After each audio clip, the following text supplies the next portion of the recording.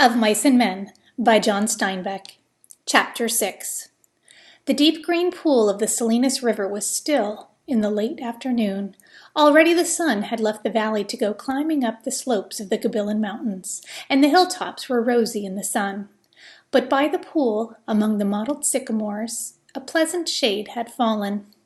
A water snake glided smoothly up the pool, twisting its periscope head from side to side, and it swam the length of the pool and came to the legs of a motionless heron that stood in the shallows. A silent head and beak lanced down and plucked it out by the head, and the beak swallowed the little snake while its tail waved frantically. A far rush of wind sounded, and a gust drove through the tops of the trees like a wave. The sycamore leaves turned up their silver sides. The brown dry leaves on the ground scudded a few feet, and row on row of tiny wind waves flowed up the pool's green surface. As quickly as it had come, the wind died, and the clearing was quiet again. The heron stood in the shallows, motionless and waiting. Another little water snake swam up the pool, turning its periscope head from side to side. Suddenly, Lenny appeared out of the brush, and he came as silently as a creeping bear moves. The heron pounded the air with its wings, jacked itself clear of the water, and flew off downriver. The little snake slid among the reeds at the pool's side. Lenny came quietly to the pool's edge. He knelt down and drank, barely touching his lips to the water. When a little bird skittered over the dry leaves behind him, his head jerked up and strained toward the sound with eyes and ears until he saw the bird, and then he dropped his head and drank again. When he was finished, he sat down on the bank with his side to the pool so that he could watch the trail's entrance. He embraced his knees and laid his chin down on his knees. The light climbed on out of the valley, and as it went, the tops of the mountains seemed to blaze with increasing brightness.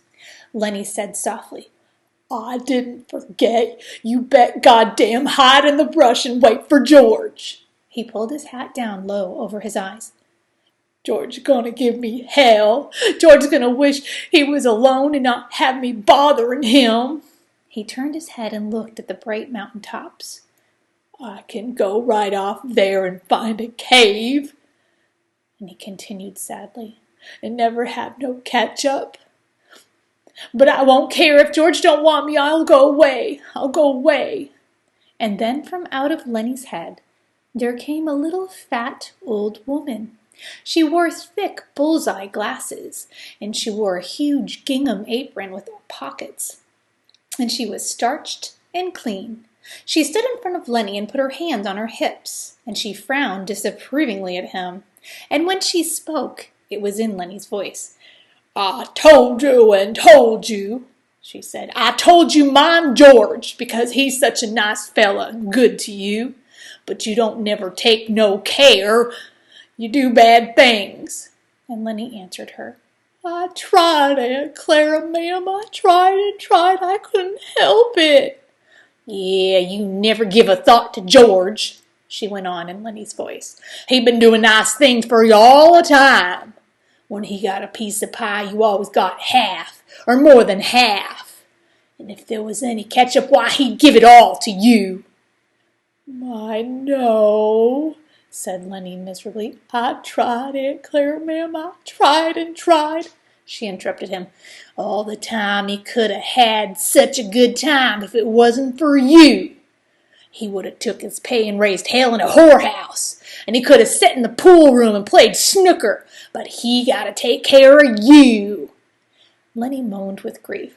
"I know, Aunt Clara, ma'am. I'll go right up in them hills and find a cave, and I'll live there so I won't be no more trouble to George."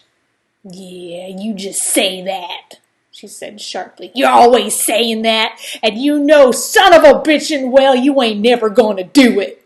You'll just stick around and stew the bejesus out of George all the time."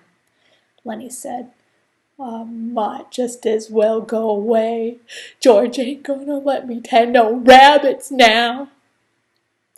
Aunt Clara was gone, and from out of Lenny's head there came a gigantic rabbit. It sat on its haunches in front of him, and waggled its ears and crinkled its nose at him, and it spoke in Lenny's voice too. 10 rabbits, it said scornfully. You crazy bastard, you ain't fit to lick the boots off no rabbit.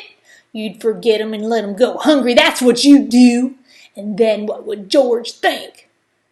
I would not forget, Lenny said loudly. The hell you wouldn't, said the rabbit. You ain't worth a greasejack pin to ram you into hell. Christ knows George done everything he could to jack you out of the sewer, but don't do no good. If you think George's gonna let you tend the rabbits, you're even crazier than usual. He ain't. He's gonna beat the hell out of you when he's with a stick. That's what he's gonna do. Now Lenny retorted belligerently. He ain't neither. George won't do nothing like that. I know George since I forget when, and he ain't never raised his hand to me with a stick. He's nice to me. He ain't gonna be mean. Well, he's sick of you, said the rabbit. He's gonna beat the hell out of you and then go away and leave you alone. He won't, Lenny cried frantically. He won't do nothing like that. I know George. Me and him's travel together. But the rabbit repeated softly over and over, He's gonna leave you, crazy bastard. He's gonna leave you all alone. He's gonna leave you, crazy bastard. Lenny put his hand over his ears. He ain't, I tell you, he ain't. And he cried, Oh, George, George, George. George came quietly out of the brush, and the rabbit scuttled back into Lenny's brain. George sat quietly. What the hell you yelling about? Lenny got up on his knees. You ain't gonna leave me, are you, George? I know you ain't. George came stiffly near and sat down beside him. No. I knowed it, Lenny cried. You ain't that kind. George was silent. Lenny said, George? Yeah. I done another bad thing. It don't make no difference, George said, and he fell silent again. Only the top ridges were in the sun now. The shadow in the valley was blue and soft. From the distance came the sound of men shouting to one another. George turned his head and listened to the shouts. Lenny said, George? Yeah. Well, ain't you gonna give me hell? Give you hell? Sure, like you always done before. Like, if I didn't have you, I'd take my $50. Jesus Christ, Lenny. You can't remember nothing that happens, but you remember every word I say. Well, ain't you gonna say it? George shook himself. He said woodenly, If I was alone, I could live so easy. His voice was monotonous. It had no emphasis. I could get a job and not have no mess. He stopped. Well, go on, said Lenny. And when the end of the month come, I can take my $50 and go to a cat house. He stopped again. Lenny looked eagerly at him. Well, go on, George. Ain't you going to give me no more hell? No, said George. Well, I can go away.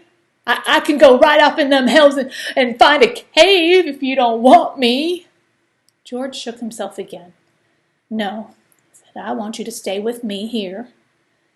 Lenny said craftily, Tell me like you done before.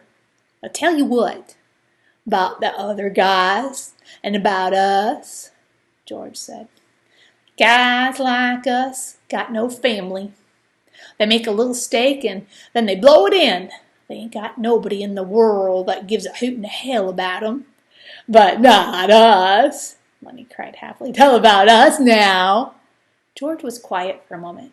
But not us, he said, because I got you, and I got you. We got each other, that's what it gives a hoot in hell about us, Lenny cried triumphant. The little evening breeze blew over the clearing, and the leaves rustled, and the wind waves flowed up the green pool. And the shouts of men sounded again, this time much closer than before. George took off his hat. He said shakily, Well, take off your hat, Lenny. The air feels fine. Lenny removed his hat dutifully and laid it on the ground in front of him. The shadow in the valley was bluer, and the evening came fast. On the wind, the sound of crashing in the brush came to them. Lenny said, "Tell how it's gonna be." George had been listening to the distant sounds. For a moment he was businesslike. "Look across the river, Lenny, and I'll tell you so you can almost see it." Lenny turned his head and looked off across the pool and the darkening slopes of the Gabillons. "We're going to get a little place," George began.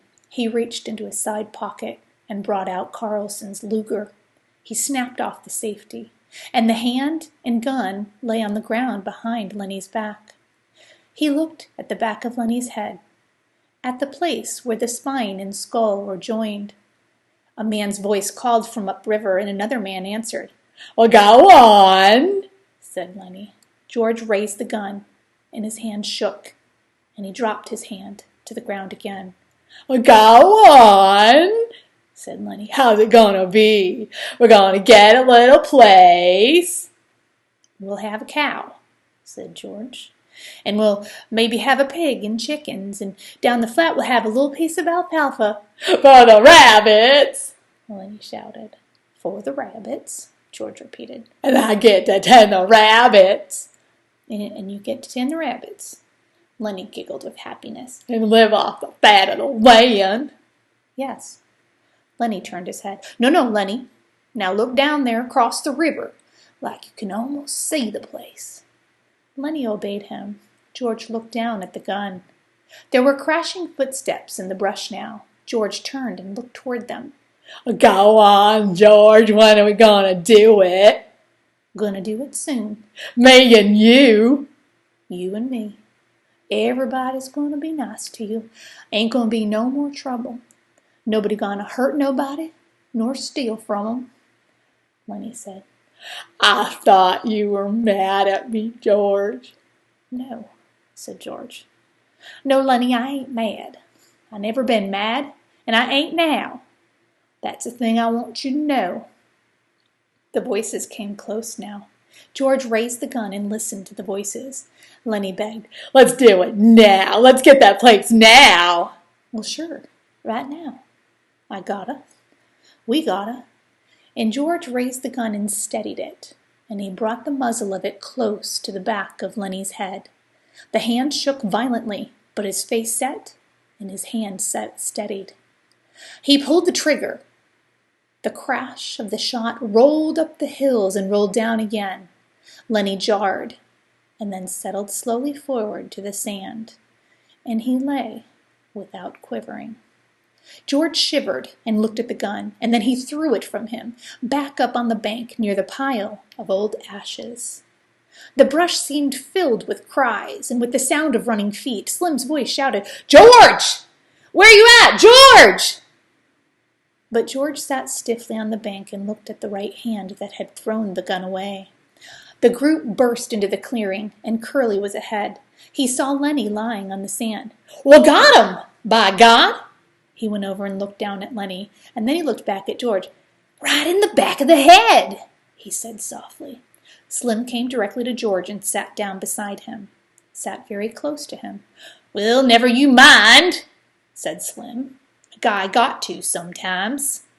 But Carlson was standing over George. "Well, how'd you do it?" he asked. "I just done it," George said tiredly. "Did he have my gun?" "Yeah, he had your gun." "And you got it away from him, and you took it and you killed him?" "Yeah, that's how." George's voice was almost a whisper. He looked steadily at his right hand that had held the gun. Slim twitched George's elbow. "Come on, George. Me and you'll go in and get a drink." George let himself be helped to his feet. "Yeah, a drink," Slim said. "You had to, George. I swear you had to. Well, come with me."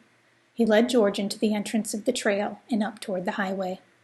Curly and Carlson looked after them, and Carlson said, "Well, now what the hell you suppose is eating them two guys?" The end.